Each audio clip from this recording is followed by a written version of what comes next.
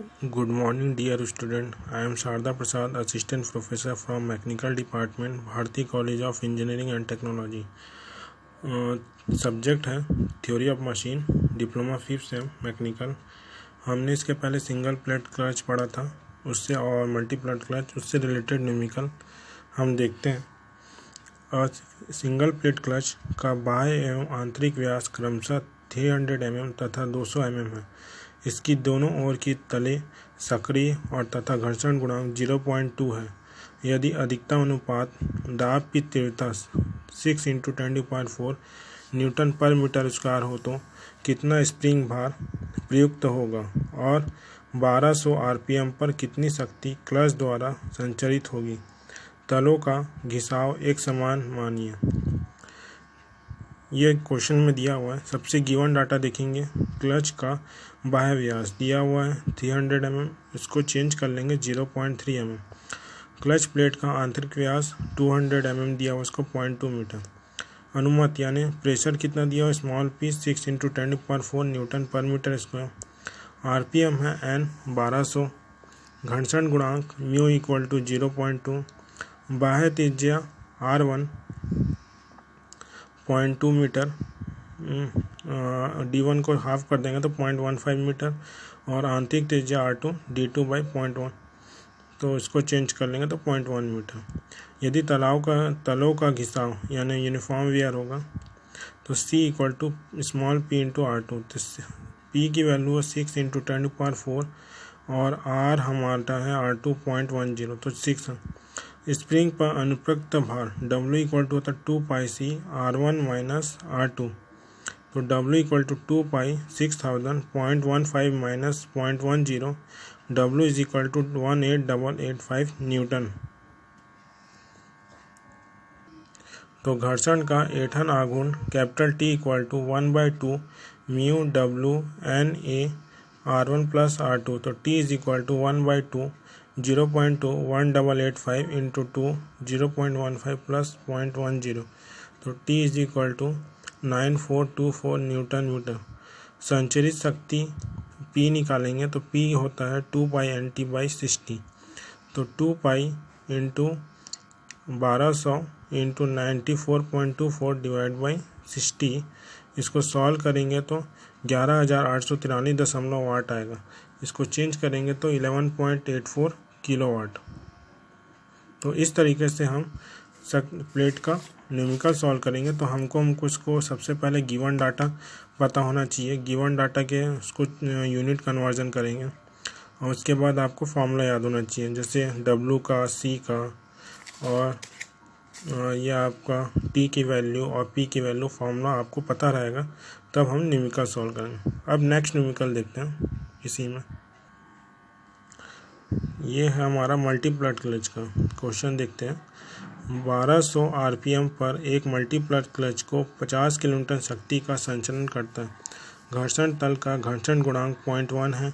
आंतरिक त्रिज्या 60 mm और तथा बाह्य त्रिज्या की आधी है। यदि अक्षीय दाब की तीव्रता 150 किलो न्यूटन पर मीटर स्क्वायर सीमित हो तो शक्ति के संचरण हेतु आवश्यक क्लच प्लेटों की संख्या ज्ञात कीजिए। माना कि तलों का घिसाव। तो इसमें क्वेश्चन में देखते हैं। गिवन डाटा दिया हुआ, गतिपाल पहिए का चाल N = 1200 RPM, शक्ति संचरण P यानी 50 किलोवाट। क्वेश्चन में दिया होगा, ये दिया हुआ 50 किलोवाट। इसको चेंज कर लेंगे 50 × 10⁻³ वाट। घर्षण गुणांक म्यू दिया हुआ है 0.1। आंतरिक त्रिज्या 60 mm यानी 0.6। अब बाह्य त्रिज्या की आधी यानी जस्ट R1 = 2R2, तो 0.12 मीटर। अक्षीय दाब की तीव्रता स्मॉल p 150 किलो न्यूटन पर मीटर, 150 × 10⁻³ न्यूटन पर मीटर। क्योंकि तलों का घिसाव एक समान माना गया है, W = 2πp R2 ब्रैकेट में R1 - R2, तो W = 2π 150 × 10⁻³ 0.06, तो 0.12 - 0.06, W = 3393 न्यूटन। तो घर्षण ऐंठन आघूर्ण T = 1/2 म्यू × W ब्रैकेट में R1 + R2 तो 1/2, तो म्यू कितना है 0.1 और डब्ल्यू निकाल लेते 3393 R1 0.12 प्लस 0.06 तो 30.53 न्यूटन प्रति घर्षण।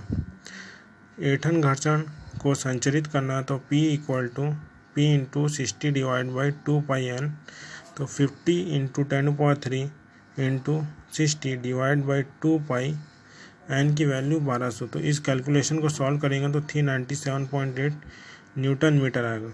तो कुछ आवश्यक तलों की संख्या तो 397.8 डिवाइड बाई 30.53 तो 13.03 यानी 14 तल, यानी आवश्यक क्लच प्लेटों की संख्या होगी उसका जस्ट हाफ 7 होगा।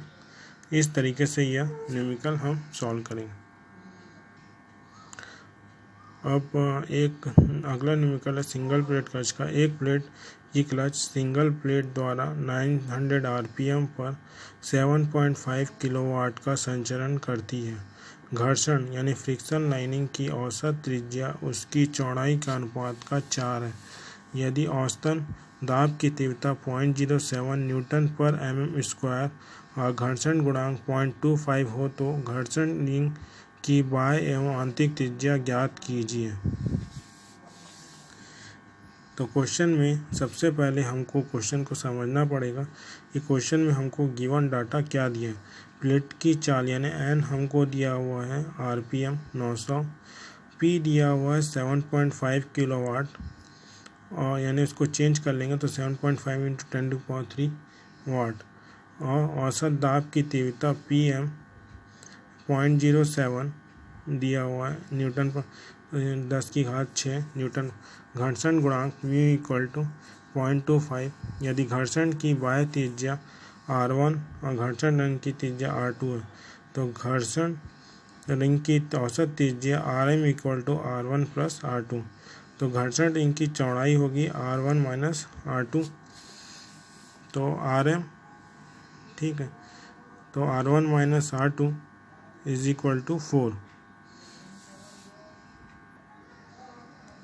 तो ऐंठन आघूर्ण T इक्वल टू 60P/2πn, तो 60 P की वैल्यू है 7.5 इंटू 10³ 2π और n कितना है 900, तो T equal to 79.57 newton metre. अक्षीय भार capital W equal to 2π PM RM R1 minus R2, तो W is equal to 2π, PM की वैल्यू है 0.07, RM है 10.6, R1 माइनस R2 को RM वैसे R1 माइनस R2 को लिख सकता है RM डिवाइड बाई 4, तो W इक्वल टू 109955 RM का स्क्वायर इंटू n, तो T इज इक्वल टू होगा 1/2 mu into W NA R1 plus R2, तो 1/2